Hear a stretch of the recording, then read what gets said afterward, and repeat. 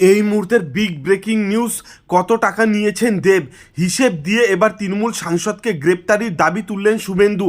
রাজ্য রাজনীতিতে চর্চার শিরোনামে এখন তৃণমূলের তারকা সাংসদ দেব।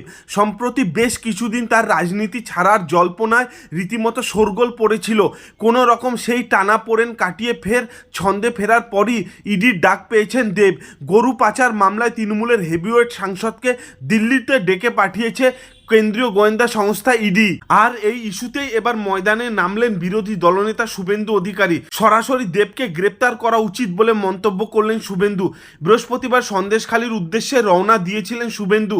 তবে স্বাভাবিকভাবেই রাজ্যের বিরোধী দলনেতাকে ঘটনাস্থলে যেতে বাধা দেয় পুলিশ। রামপুরের রাস্তায় বসে কয়েক ঘন্টা ধর্ণা দেওয়ার পর কলকাতায় ফিরে সাংবাদিকদের মুখোমুখি হন শুভেন্দু।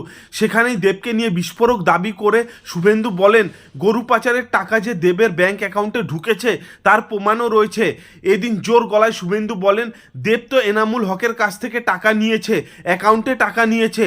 এর আগে নিজাম প্যালেসে সারাদিন জেরা হয়েছে, ইডি কেন এত দেরি করলো? ওকে কাস্টাডিতে নেওয়া উচিত। গরু পাচারের 5 কোটি টাকা নিয়েছে এনামুল হকের কাছ থেকে, সেই টাকায় সিনেমা করেছে। খোঁচা দিয়ে বিরোধী দলনেতা বলেন, এত লোক থাকতে ইডি আপনাকেই ডাকছে কেন? ডাল মে কুচ কালা হ্যায় তো। প্রসঙ্গত, সম্প্রতি দেবের রাজনীতি ছাড়ার জল্পনায় শোরগোল পড়ে যায়। নিজের সোশ্যাল মিডিয়ায় তৃণমূল ও রাজনীতি ছাড়া নিয়ে একাধিক ইঙ্গিতপূর্ণ পোস্ট করেন দেব। এরপরই আসরে নামেন দলের সর্বোচ্চ নেতৃত্ব। মমতা এবং অভিষেকের সঙ্গে বৈঠক হয় দেবের। আর সেই বৈঠকের পর সাংসদ জানিয়ে দেন তিনি রাজনীতি ছাড়ছেন না। ঘাটাল থেকেই তিনি লোকসভার ভোটে দাঁড়াচ্ছিলেন বলে জানা গিয়েছিল। তবে এর মাঝেই বৃহস্পতিবার দেবকে নোটিশ ধরায় ইডি।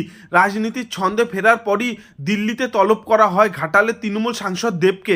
ইডি সূত্রের খবর, আর্থিক তছরূপ মামলায় জিজ্ঞাসাবাদ করতে আগামী 21শে ফেব্রুয়ারি তাকে দিল্লিতে ইডির সদর দপ্তরে ডেকে পাঠিয়েছে গোয়েন্দা সংস্থা। বেশ কিছু নথি নিয়ে তাকে হাজিরা দিতে বলা হয়েছে। উল্লেখ্য, এর আগেও এই একই মামলায় ইডির জিজ্ঞাসাবাদের মুখোমুখি হয়েছিলেন দেব।